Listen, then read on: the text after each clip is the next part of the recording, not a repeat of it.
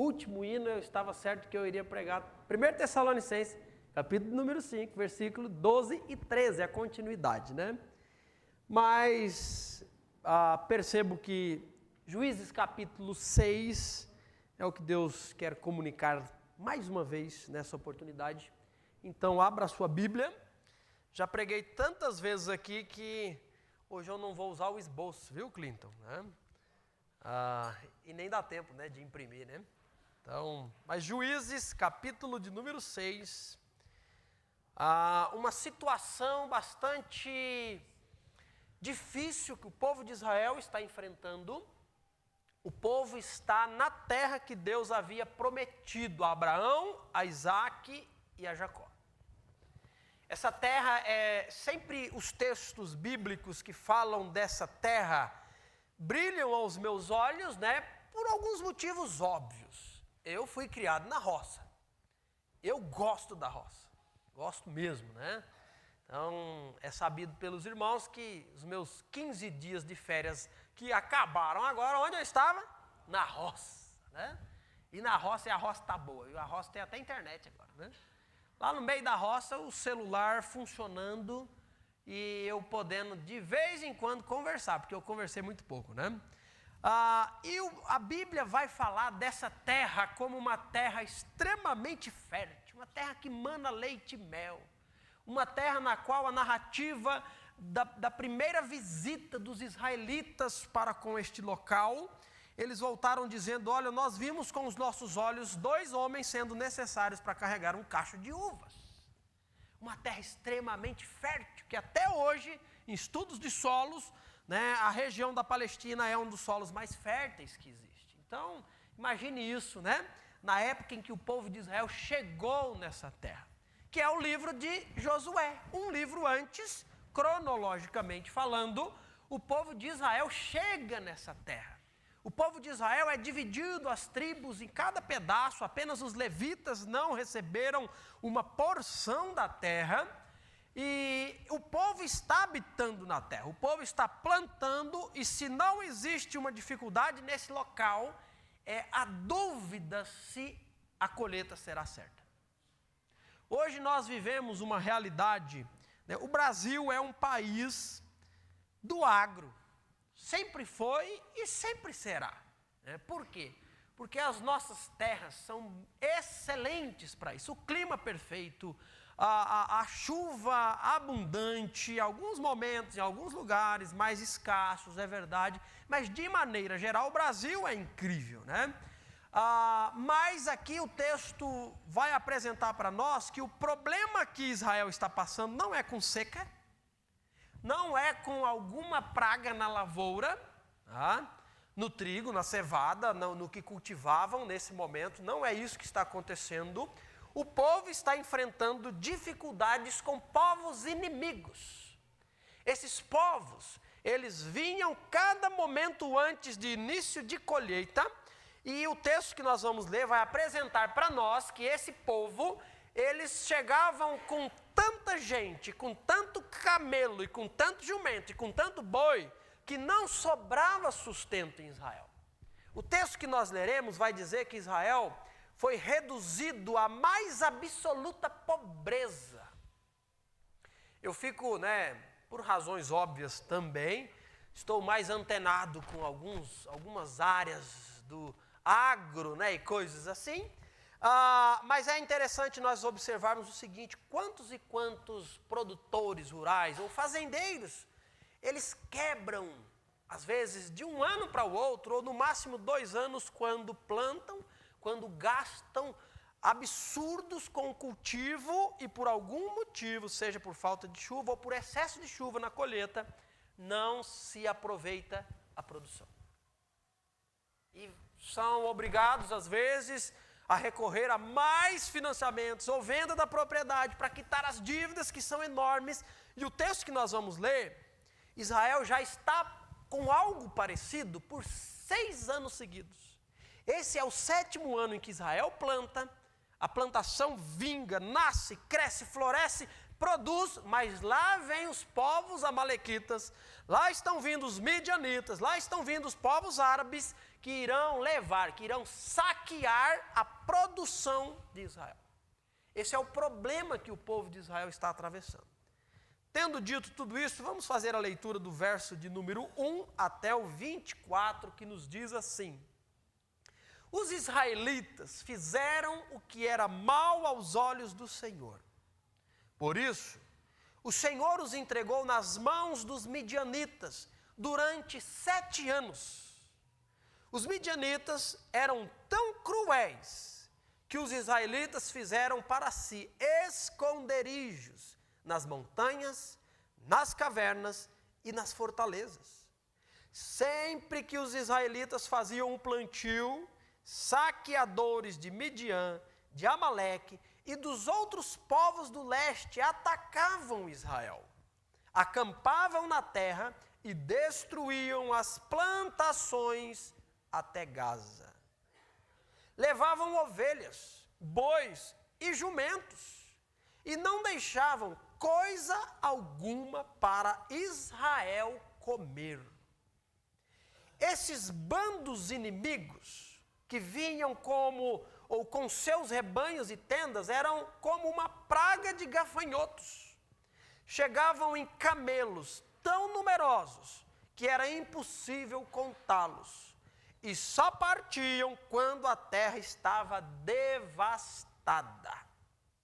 Os midianitas reduziram Israel à mais absoluta pobreza e o povo pediu socorro ao Senhor. Quando os israelitas clamaram ao Senhor por causa de Midian, o Senhor lhes enviou um profeta que disse: assim diz o Senhor, Deus de Israel, eu os tirei da escravidão no Egito, eu os livrei dos egípcios e de todos os que vos oprimiam, expulsei seus inimigos e dei a vocês a terra deles. Disse a vocês: eu sou o Senhor seu Deus, não adorem os deuses dos amorreus, em cuja terras agora vivem, mas vocês não me deram ouvidos. Então o anjo do Senhor veio e sentou-se debaixo do grande carvalho em Ofra, que pertence a Joás, do clã de Abiezer. Gideão, filho de Joás, estava debulhando trigo no fundo de uma prensa de uvas, a fim de não ser descoberto pelos midianitas.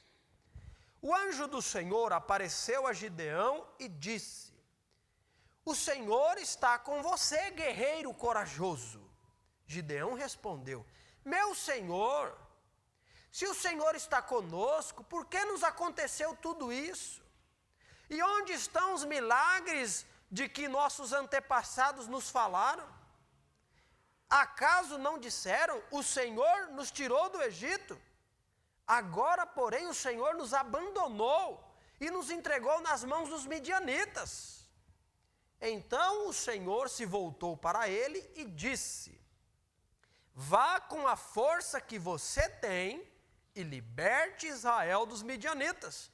Sou eu quem o envia. Versículo 15. Mas Senhor, como posso libertar Israel? Perguntou Gideão.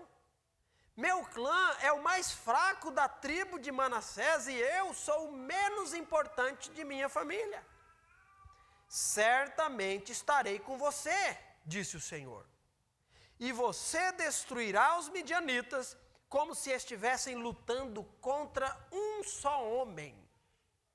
Então Gideão respondeu: se de fato posso contar com tua ajuda, dá-me um sinal de que é mesmo o Senhor quem fala comigo. Por favor, não vá embora até que te traga a minha oferta. E ele respondeu: ficarei aqui até você voltar.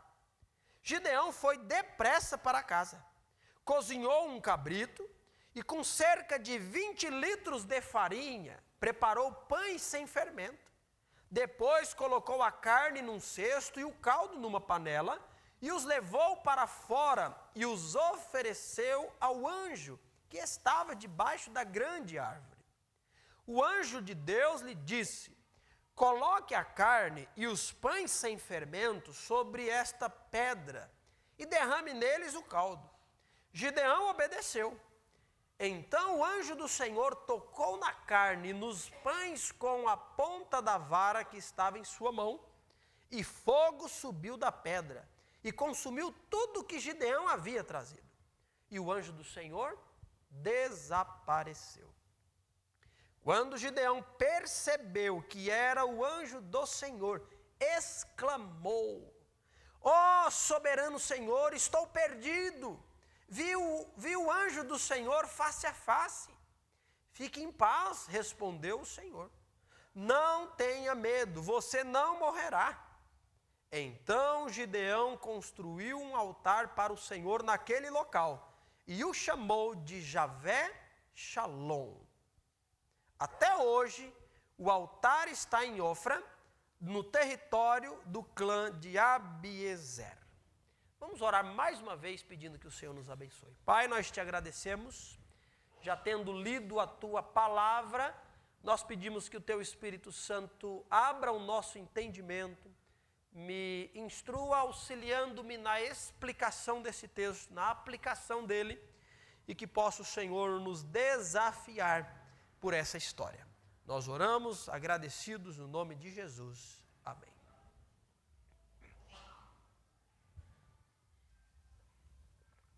História conhecidíssima, tá? Vamos relembrar algumas verdades. Talvez, se por acaso você nunca ouviu essa história, né? Ezequiel, você já ouviu essa história, Ezequiel? Olha só, Ezequiel nunca ouviu essa história, então primeira vez, né? Olha que bênção, né, Ezequiel? Vamos a Clinton, ou então, Paulo, tem umas folhas aqui na prancheta para os adolescentes e juniores interagir anotando, né? Tem duas aqui na frente e tem essa caixinha com caneta aqui, ó, com mais folhas. Pode levar todas ali para trás e organizar lá para distribuir para os rapazes, né? Então, a história de Gideão e o que nós podemos aprender com essa história. Como disse no começo, fica percebido muito fácil aqui que Israel está enfrentando um grande problema. Só que, não gastando mais tempo falando do que se trata o problema de Israel, mas talvez destacando a verdade do porquê esse problema está acontecendo. É interessante nós observarmos que Israel está em uma situação difícil, complicada, mas isso tem um porquê. Isso tem uma explicação, né? O texto irá dizer para nós que os povos inimigos, que no capítulo 8 será numerado, o que aqui o autor vai dizer impossível de acontecer, capítulo 8, será apresentado para nós uma multidão de 135 mil soldados. Você já parou para pensar o que é capaz de fazer 135 mil soldados? Às vezes nós temos alguns mutirões na igreja, e aí vai correr para comer, vai fazer uma panelada aí de alguma coisa, e o macarrão é mais fácil, faz o macarrão, pega uma carne moída e mistura isso e tal, para 7, 8, 10, 12, 25 pessoas no máximo. Imagine 135 mil homens. E se tem uma galera que come, é homem. E se tem um contexto que deve dar fome, é guerra, né? E é essa situação aqui, armados para a guerra.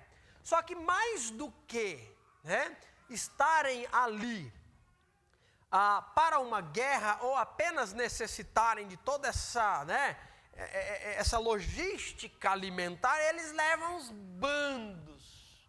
Eles levam ali os seus camelos, os seus animais, ovelhas, jumentos, bois e devastam a terra de Israel. É isso que está acontecendo. E aí Israel é forçado, Israel é obrigado a fazer o que não é comum. A fazer o quê? Fazer buracos nas cavernas, nos morros. É fazer esconderijos para colocar a salvo alguma porção destes primeiros grãos, para a continuidade da sobrevivência. Algumas expressões no texto mostram para nós a realidade da coisa. E uma delas aqui é que eles devastaram abastavam a terra, final do versículo 5. E no versículo 6 vai dizer que essa situação reduziu Israel à mais absoluta pobreza. O povo está passando aqui, irmãos, uma situação de extrema dificuldade. Só que o texto irá apresentar para nós uma verdade que eu quero destacar aqui, que é o final do versículo 6. E o povo, o que acontece ali? Vamos ler juntos ali? Ó. E o povo pediu socorro ao Senhor. O povo pede socorro a Deus. Sabe uma das verdades apresentadas na palavra de Deus sobre o nosso Deus? É que os ouvidos do Senhor estão sempre dispostos a ouvir o clamor do seu povo. Sabe o que segundo Crônicas, me esqueço a referência, cito o texto, vai dizer? Uma promessa de Deus para Israel, de que se o meu povo, que se chama pelo meu nome, se humilhar e se voltar para mim e me clamar, eu me voltarei para ele, sararei a sua ferida e restaurarei a sua terra. Deus é um Deus que está sempre pronto a acudir o clamor do seu povo. Essa é uma verdade indiscutível, essa é uma verdade clara na palavra de Deus sobre um Deus que está disposto a ouvir o clamor de um pecador arrependido. Sempre. E é isso que nós vemos no texto. Só que esse texto irá também apresentar para nós não apenas um Deus que está pronto a atender, mas um Deus que não deixa de apresentar a verdade do porquê dessa situação de Israel. E fica muito claro aqui com esse profeta que vem e diz, olha, eu quero lembrá-los de que eu os tirei da terra do Egito. Deus está dizendo através do profeta. Eu os guiei, eu os protegi, eu os trouxe para esse lugar, eu expulsei os vossos inimigos. E eu disse uma coisa, não adorem outros deuses. Não adorem aos deuses dos amorreus, não adorem aos deuses dos povos que habitam nessa terra que vocês estão entrando. Mas vocês não me deram ouvidos. Sabe qual uma outra verdade da palavra de Deus apresentada nesse texto para nós? Que os nossos pecados sempre, sempre, sempre trarão consequências. Não existe a chance de uma desobediência, de uma vida em rebeldia, de um distanciamento para com Deus, de um esfriamento para com as coisas do Senhor, de o adotar de práticas que Deus não aprova na sua palavra. Não existe a menor chance disso não trazer duras e sérias consequências para aquele que pertence a Deus. Não existe. Sabe por que não existe? Porque Tiago vai dizer que o homem irá colher aquilo que ele plantar. E plantar desobediência, plantar distanciamento, plantar indiferença para com as coisas de Deus, plantar, o trilhar de uma vida que não agrada o Senhor. Sabe o que acontecerá se você esperar o contrário? Que Tiago vai dizer? Você estará zombando de Deus. E Tiago diz, de Deus não se zomba. Aquilo que o homem plantar, ele colherá. Sabe por que o povo de Israel está reduzido à mais absoluta pobreza? Sabe por que o povo de Israel não sabe o que fazer aqui? Porque o povo de Israel, no versículo 1, diz assim, fizeram o que era mal aos olhos do Senhor. Fazer aquilo que desagrada o Senhor. Fazer aquilo que é mal aos olhos do Senhor. Não pense você que passará impune. Deus irá julgar. Isso por um princípio básico. Sabe por quê? Porque Deus ama. Mas como assim? Como que nós podemos unir o amor e o castigo? O amor e a justiça, não é? Porque no entendimento popular, onde há amor, não há o quê? Correção, não há disciplina, não há julgamento, não há consequências. O amor supera tudo. Não é esse o entendimento? Olha, mas isso não é o que a Bíblia diz. Deus é extremamente ou puramente, totalmente amoroso, e Deus é totalmente justo. E a justiça e o amor de Deus em harmonia perfeita, sabe o que faz? Porque Ele me ama, porque Ele derramou sua graça sobre a minha vida, o zelo do Senhor não será, o amor de Deus não será indiferente para com o meu pecado. Ou seja, porque Deus me ama, Deus irá corrigir o meu pecado. Isso é o que o texto está apresentando para nós. Essa é uma verdade que alcança cada página da palavra do Senhor. Mas a história continua, e esse Deus que age diferente de mim e de você, Ele irá chamar um homem, Gideão, Ele irá convocar esse homem para usá-lo, porque dentro do plano de Deus, esse será o último ano em que os amalequitas, em que os midianitas e que os povos árabes subirão para fazer essa atrocidade. E esse homem é Gideão. E é interessante que Gideão, qual que é o contexto de Gideão quando aparece esse anjo? Sem perceber que é o anjo do Senhor, sem qualquer percepção disso, como que Gideão está? Ele está debaixo de uma grande árvore, um carvalho, e ele está malhando trigo, ele está debulhando trigo num buraco de prensar uvas, num lagar.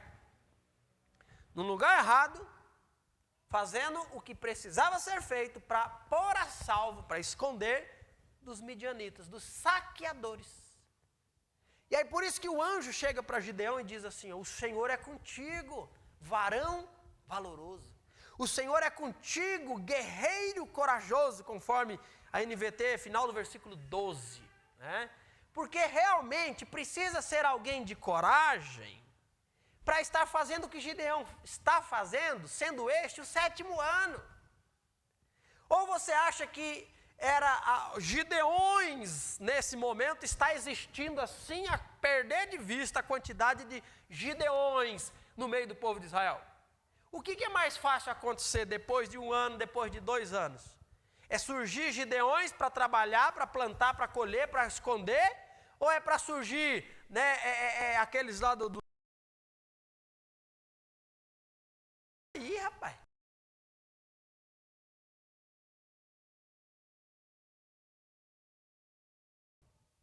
Rapaz, já falaram que vão subir de novo, já subiu 3 vezes e prometeram vir de novo. Vai plantar, vai fazer papel de bolo. Não, essa quantidade de gente aí com certeza é a maioria.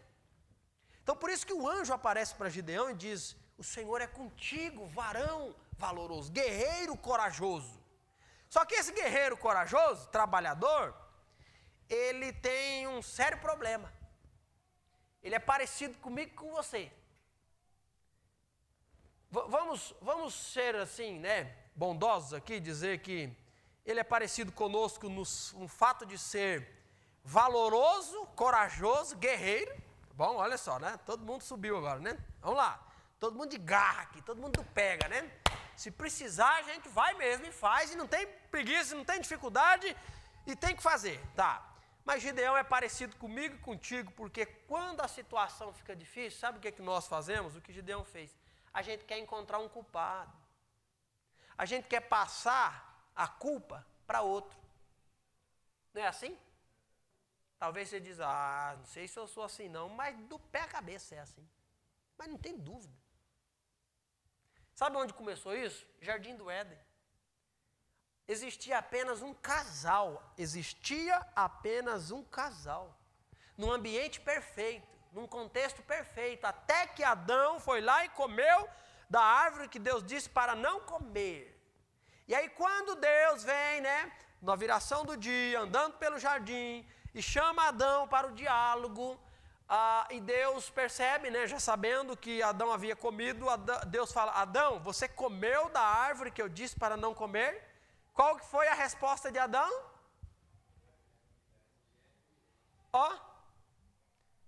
Não é só, preste atenção aqui, não é só a mulher me deu e eu comi. É mais do que ela. É a mulher que tu me destes. Você percebe quão sério é o que está acontecendo aqui? não é apenas o se esquivar de uma situação. É se esquivar de uma situação colocando a culpa em alguém. Em alguém. Eu tenho 3 filhos espertíssimos de encontrar culpados. Né? De encontrar culpados. É assim. Até a pequenininha, gente. Até a pequenininha, a coisa mais lindinha do mundo, né? Ana. Ou qualquer coisa que já bota na direção dos outros. Assim nós somos. Assim está agindo Gideão, que está colocando a culpa daquela situação, sabe em quem? Em Deus. Gideão é ousado. Gideão não é só alguém que quer se esquivar. Gideão vai dizer o seguinte: varão valoroso, Deus é comigo? Eu? Se o Senhor fosse conosco, essa situação não estava acontecendo. Sabia que essa é a nossa tendência? Talvez você diz, eu jamais pronunciei dessa forma. É assim que nós agimos cada uma das vezes que nós nos rebelamos contra uma situação. Vamos pegar um exemplo, ira. Quem tem um problema com ira, que explode facilmente, né? O que é a ira? A ira é uma reação da nossa parte por um mal que nós percebemos.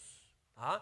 É uma reação ativa que nós temos. Percebemos alguma coisa negativa, percebemos alguma coisa ali que foge aquilo que deveria aos nossos olhos ser e estar, e aí nós nos apresentamos de alguma forma, irados.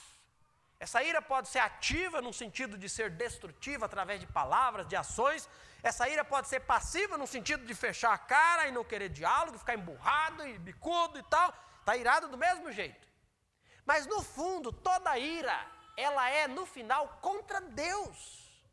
Mesmo sem percebermos, sabia disso? Por quê? Porque eu estou me rebelando contra algo que aparentemente está fora do meu controle, mas aquilo que está fora do meu controle não está fora do controle de Deus. Então, quando eu não aceito uma situação, quando eu me rebelo, quando eu me revolto, às vezes intencionalmente, na maioria das vezes inconscientemente, essa revolta, ela é contra Deus, que permite o desemprego, que permite a doença, que permite, né, a dificuldade. Vamos pegar o contexto de Israel, que Deus permitiu por 6 anos esses povos massacrarem Israel. E é isso que Gideão está fazendo, ele está acusando Deus de ausência, porque a presença de Deus teria livrado Israel. Visão equivocada de Deus. Quem disse que onde Deus está, não vai existir a dificuldade? Ora, pois, neste âmbito que vivemos, de um mundo caído, pecadores afetados pelo pecado, nós já estamos aqui envolvidos com as consequências do pecado. Quantos problemas aqui, quantas dores, quantas dificuldades. Mas isso significa ausência de Deus? De jeito nenhum.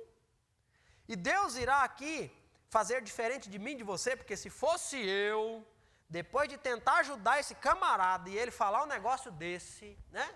Se fosse você. Mas Deus diz o seguinte, versículo 14, dá uma olhadinha no verso 14. Então o Senhor se voltou para ele e disse: vá com a força que você tem e liberte Israel dos midianitas. Isso aqui é interessante. Tá? Isso aqui é muito interessante, porque essa verdade aqui, ela apresenta-se para nós com o seguinte: Deus, ele, no seu plano, envolve o nos usar. Tá? Ninguém tem dúvidas disso. Todo aquele que pertence ao Senhor faz parte do corpo de Cristo. Todo salvo faz parte do corpo de Cristo. Como corpo de Cristo, nós somos diferentes membros daquilo que compõe um único corpo. Assim como o nosso corpo tem muitos membros, diferentes membros, com funções diferentes, com responsabilidades diferentes, para que o corpo harmoniosamente funcione. Assim Paulo vai falar que a igreja é o corpo de Cristo. O cabeça desse corpo, né, é o próprio Cristo, ou seja, né, aquele que tenha o centro de comandos. Nós fazemos aquilo que o nosso cérebro determina que façamos, né? Mexer uma mão, o pensar, o falar, o respirar, tudo é comandado pelo cérebro. Então Paulo vai fazer essa comparação, essa analogia, e vai dizer: Cristo é a cabeça da igreja. Mas nós somos o corpo. E nós, como corpo de Cristo, nós somos diferentes. Em Corinto, né? Ele vai escrever para aquela igreja e vai dizer o seguinte: nem todo mundo é o olho. Nem todo mundo é a orelha, nem todo mundo, né, são as mãos, como é num corpo. Mas ele diz: assim como num corpo, os membros que estão menos visíveis, os membros escondidos, ele falou, muitas vezes são os mais importantes. E não é porque você não é o olho, você deixa de fazer parte do corpo, não! E qual que é a dinâmica de tudo isso e o ponto central? É que independente de quem você seja no corpo de Cristo, Deus deseja lhe usar. Isso é o plano de Deus. Será que Deus quer me usar? Mas não existe dúvida disso. Será que o meu corpo precisa desse dedo minguinho aqui? Ora, pois. Né? Será que precisa aqui desse couro cabeludo aqui que anda sentindo muitas dores esses dias aí? Ah, precisa. E esse texto vai apresentar para nós uma verdade de que às vezes nós romantizamos na prática. Qual verdade? De que aquele sentimento de que para Deus me usar, coisas miraculosas precisam acontecer. Para Deus me usar, eu tenho que fazer isso, fazer aquilo outro, então estarei habilitado para o uso do Senhor. O que esse texto, esse versículo diz para nós? Que Deus irá usar Gideão com a força que Gideão pode conquistar, é isso? Pode adquirir. Começa aí, exercício, flexão, academia, ficou fortão, agora Deus vai te usar, é isso? Versículo 14, vamos lá? Então o Senhor se voltou para ele e disse: vá com a força que você tem. Deus quer usar Gideão, Deus irá usar Gideão como Gideão é. Então Gideão era muito forte, né? Nada. Eu não sei, certamente ele estava exagerando aqui, eu sou o menorzinho, minha família é menorzinha, eu sou um coitadinho, mas duvido que ele fosse um Sansão. Com certeza não. Mas qual que é o ponto aqui? O final do versículo. Sou eu quem o envia. O ser usado por Deus não está ligado ao quão forte, o quão habilidoso, o quão inteligente, o quão bom você é, mas o quão disposto você está em ser usado por esse Deus que é forte, que é poderoso. Olha só o versículo 16: certamente estarei com você, disse o Senhor, e você ferirá ou destruirá os midianitas como se estivesse lutando contra um só homem. Como assim? Lutar contra 135 mil como se fosse um? Meu amigo, Deus está dizendo: eu estarei com você. Lembra da batalha de Davi com Golias? 2 exércitos por 40 dias, um de frente com o outro, cedo de manhã, à tarde, no finalzinho do dia. O gigante Golias se apresentava diante das fileiras dos exércitos dos soldados israelitas e gritava, dizendo e pedindo: me deem um homem para lutar. Se ele me vencer, nós seremos servos de vocês, mas se eu vencê-lo, vocês serão nossos servos. Por 40 dias, quantos deram o nome para se apresentar lá? Nenhum. Não tinha homem forte lá? Tinha. Não para enfrentar um gigante de 3 metros, né? Mas não deveria ter existido homens ali prontos para isso? Sim. E quem é que Deus usou depois de 40 dias? Um rapazote, Davi, que nunca nem havia colocado uma armadura de guerra. Um rapaz que não era guerreiro, no sentido de soldado treinado. Mas assim como, né, Davi disse para Golias: você vem a mim com paus e pedras, eu vou a ti em nome do Senhor dos Exércitos. Esse texto apresenta para nós o fato de que Deus quer usar Gideão, e o sucesso e a vitória não está condicionado ao quão forte, sábio, inteligente ou poderoso é Gideão. Mas o quão forte e poderoso é o Senhor que quer usar Gideão. E aí esse homem que já acusou Deus, já quis pular fora por se sentir um nada, esse homem agora ele tem dúvida. Ele diz, eu preciso que o Senhor confirme. Eu preciso que o Senhor me dê um sinal. Eu preciso de um sinal de que é o Senhor quem fala comigo. E o anjo falou, tá bom. Vai lá preparar a sua oferta que eu vou ficar aguardando aqui. E ele volta para casa. E eu não sei quantas horas depois, mas eu sei que levou um bocado de tempo. Sabe por quê? Que ele foi matar um cabrito. Ele foi cozinhar um cabrito. Ele foi fazer bolos com 20 litros de farinha. Imagine para amassar isso, para assar isso, para preparar tudo isso. E o texto diz para nós, o anjo está lá aguardando. Irmãos, como Deus é maravilhoso. Como Deus, sendo onipotente e poderoso como é, se digna a atender um pecador como Gideão, como eu e você, que temos errado tanto, que temos falhado tanto.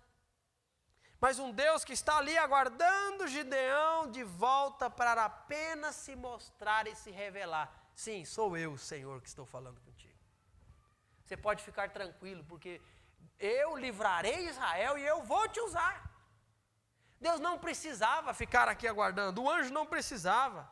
A história continua, ele vai ter mais dúvidas ainda, vai pedir um novelo de lã com água, sem água, e esse homem tem dúvidas. Mas Deus fortalece o coração desse homem fraco na fé, se revela como Deus forte e vai dar a vitória para Israel.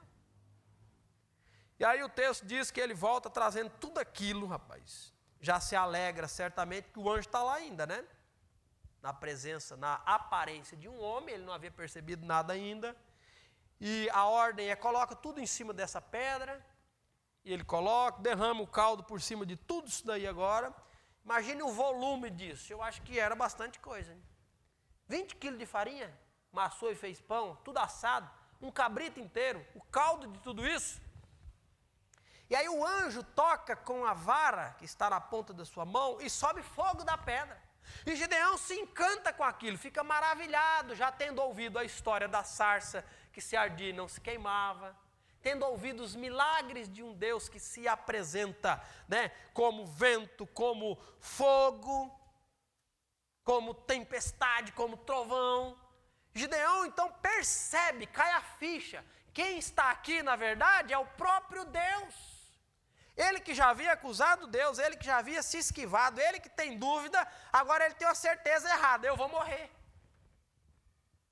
Porque quem esteve comigo é Deus. E mais uma vez o Senhor fala a ele dizendo, não tenha medo, você não morrerás. E aí diante desse contexto todo, nesse momento, o que está acontecendo?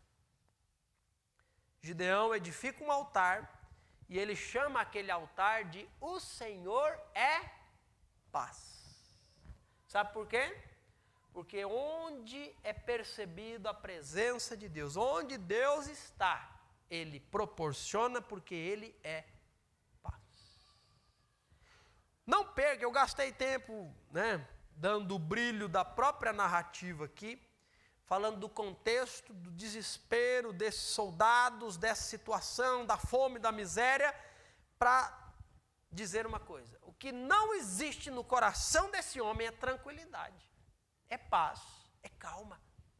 É desespero, é aflição, é medo, é angústia, é falta de sono, é isso que domina Gideão, é isso que domina Israel. O povo já está vindo, já apontou no horizonte e vai destruir tudo de novo. Mas agora esse homem que encontra com o Senhor, ele desfruta de paz. Porque a paz é o primeiro sentimento de alguém na presença de Deus. O primeiro sentimento de alguém se distanciando de Deus, sabe qual que foi lá no Jardim do Éden? Medo. O homem peca, o homem percebe que Deus, né, está vindo para o diálogo, o homem pulou atrás do arbusto da moita. E Deus falou, Adão, você comeu da fruta, você está aí escondido, Adão. E ele disse o seguinte, qual foi a resposta de Adão? Eu ouvi a tua voz que vinha pelo jardim e eu tive medo. Medo é ausência de paz. Onde tem medo, não pode ter paz. Onde tem angústia, aflição, pavor, não pode ter paz. Mas aonde tem Deus, precisa ter paz. Paulo vai escrever em Romanos capítulo 5, versículo 1, dizendo que quando justificados mediante a fé, por meio de Cristo, nós temos paz com Deus. Todo salvo precisa desfrutar da paz, conforme Paulo vai escrever, que excede todo entendimento. A nossa situação para com Deus não é a situação de um juiz que irá condenar mais. Nisso nós temos paz. É de um Pai que nos ama, que irá corrigir o nosso pecado. Mas nós temos paz diante desse Deus, que não irá derramar mais a sua ira. Mas é bem verdade que assim como o povo de Israel, que servia, que conhecia e que pertencia a Deus, por escolha própria, estava trilhando os próprios caminhos. Estava ali perambulando pelas escolhas do que é certo e do que é errado, do que eu quero, do que eu não quero, do que eu gosto, do que eu não gosto, fazendo o que era mal aos olhos do Senhor. E Deus trouxe a dificuldade. E Deus permitiu a ausência de paz sobre Israel, mesmo sendo o povo santo uma nação de propriedade peculiar. Nós, mesmo pertencendo ao Senhor, por causa das nossas escolhas, nós podemos viver em uma situação onde tudo pode estar presente, menos a paz. Isso precisa ser corrigido. Isso precisa ser ajustado. Isso só é ajustado, como assim o texto nos diz, quando o povo cai em si e quando o povo se volta clamando ao Senhor que está pronto a atender.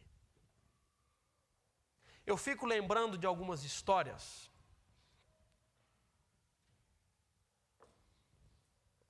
E uma delas é do apóstolo Pedro. Companheiro de pregação de evangelho, Tiago, João, mas nessa ocasião Tiago, preso junto com Pedro, por pregar o evangelho, por viver o cristianismo. Herodes manda chamar Tiago e manda decapitar Tiago. Tiago é morto. Pedro, que está na cadeia, sabendo que o dia se aproxima e é o próximo, quer ver? A memória, né, como um trunfo maravilhoso da minha parte, Atos capítulo de número 12, vai nos contar essa história. E eu quero ler porque é bom quando o texto diz detalhes que enriquecem, né? Então, Atos capítulo 12, agora tem que ser, né, que eu já...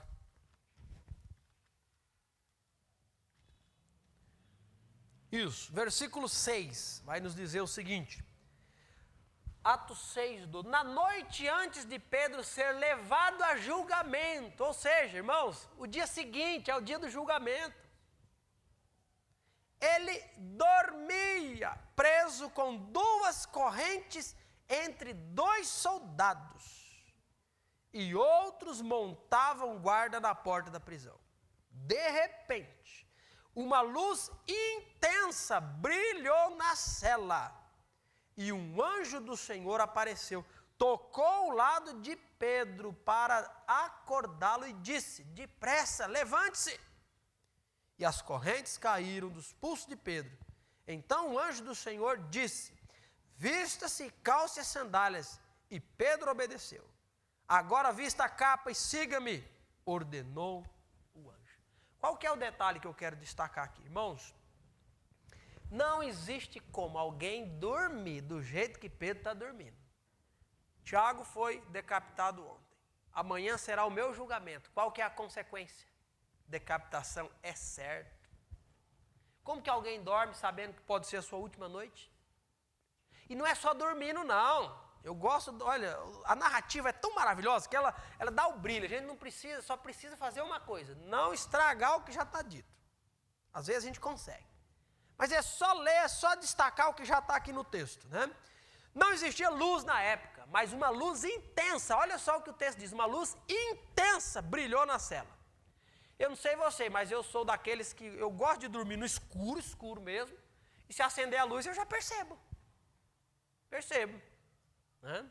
Talvez tem gente que fica lá, né? Você pode levantar aqui, a luz está ali e está desmaiada, né? Mas assim, não sei Pedro, mas o que acontece aqui é que não só uma luz intensa brilha, mas o anjo tem que cutucar Pedro do lado. Tem que dar ei Pedro, eu gosto de imaginar que Pedro é daqueles que roncavam, hein? E ele está derrubando a cela no ronco. Tão profundo o sono de Pedro. Agora a pergunta prática. Como que alguém consegue dormir tão profundamente a ponto de uma luz intensa brilhar e não perceber? E o anjo ter que cutucar do lado de Pedro para acordar. Como que alguém consegue dormir assim? Somente com a certeza de que eu pertenço a Cristo. Somente com a certeza da presença de Deus que proporciona para nós paz. Eu me recordo, toda vez que prego nesse texto, me lembro dessa história e conto essa história de novo. Né? Eu me recordo do meu pai, com 42 anos, né? Antes de falecer de um câncer, tratando já nos últimos dias de vida, sem saber ele que seriam os últimos dias de vida, mas percebendo toda a situação. Né? Eu era o mais velho, 20 anos, 1 ano e meio mais novo meu irmão, 14 anos a minha irmã do meio, e a pequena com 7 anos. Ele sempre foi mais reservado, né? O falante lá em casa era eu mesmo, e ele mais reservado tal, e um pouco mais ainda do que o normal. Minha mãe perguntou se ele estava triste, né, abatido. Ele falou que não, só estava pensativo. E o que deveria estar pensando? Né? A situação da vida. A preocupação certamente não recaía tanto sobre, né, eu e meu irmão, já maior de idade, mas sobre as minhas irmãs, sobre minha mãe, sobre todo o contexto. Mas triste não. Pensativo. E eu fico pensando, como pode alguém, sabendo que está caminhando para a morte, se Deus não intervir diretamente, desfrutar de paz, somente sabendo a quem pertence? É o que Paulo vai dizer, eu sei em quem eu tenho crido. E eu estou bem certo que Deus é poderoso para guardar o meu tesouro até o dia final. Eu não sei como que você está. Não sei quais são os midianitas, os amalequitas, os povos árabes que cercam a sua vida. Ou seja, os problemas. Eu sei que os problemas podem ser gigantes a ponto de nós não conseguir ver solução. Não é? Quantas e quantas situações nos faz simplesmente igual Gideão, sem ver saída, sem enxergar até mesmo Deus no controle da situação. Nós somos iguais a Gideão. Mas o texto chama a nossa atenção que Deus é aquele que presente em nós e por nós é aquele que quer proporcionar a sua paz. Ele diz, deixo-vos, né, Jesus Cristo, João capítulo 14, deixo-vos a minha paz. Ele diz, a minha paz eu vos dou. E aí ele ainda completa, olha só que maravilhoso, ele diz, eu não a dou como o mundo a dá. Ué, como assim? O mundo tem paz para dar? Tem paz. Está tudo bem? Pagou todas as contas, o carro não quebrou, sobrou um saldinho do mês passado para esse, as coisas caminham legal. O que é que nós temos? Paz, tranquilidade. Essa é uma paz circunstancial. Nós precisamos dela, mas ela é circunstancial. Basta um telefone, né? Basta uma notícia. Basta o resultado de um exame aparecer. Pronto, acabou a paz. Foi tudo embora. Por quê? Porque essa paz é circunstancial. Então Jesus diz assim para nós, eu deixo-vos a minha paz eu vos dou. Eu não a dou como o mundo a dá. E ele diz, crede em Deus, crede também em mim. O crer e o pertencer a Cristo precisa ser uma fonte permanente de paz nas nossas vidas. Então, diante do contexto, diante do olho do furacão que você possa estar, olhe para o Senhor. Ele está no controle. Ele está no controle. e Ele quer conduzir, proporcionando a nós a sua paz. Vamos orar? Pai, nós te louvamos. Nós te agradecemos, ó Deus, porque o Senhor é aquele que está escrevendo a história. O Senhor já registrou tudo aquilo que aconteceu com o teu povo Israel no passado. O Senhor já revelou para nós muito do que acontecerá no futuro. Isso nos dá a certeza de que podemos descansar no presente, porque nós pertencemos ao Senhor. Nós pedimos, ó Deus, que a tua paz, ligada à tua presença, possa inundar as nossas vidas. Que mesmo diante do contexto difícil, do contexto às vezes desesperador, parecido em algum aspecto com Gideão e o seu contexto, que nós possamos encontrar com aquele que é Jeová Shalom, aquele que é o Deus da paz, e que possamos tranquilizar o nosso coração que o Senhor está conduzindo também a história das nossas vidas, e o Senhor tem reservado para nós aquilo que não podemos sequer imaginar. Que a realidade do futuro possa tranquilizar o nosso coração hoje e descansarmos nos teus braços poderosos. Oramos no nome de Jesus.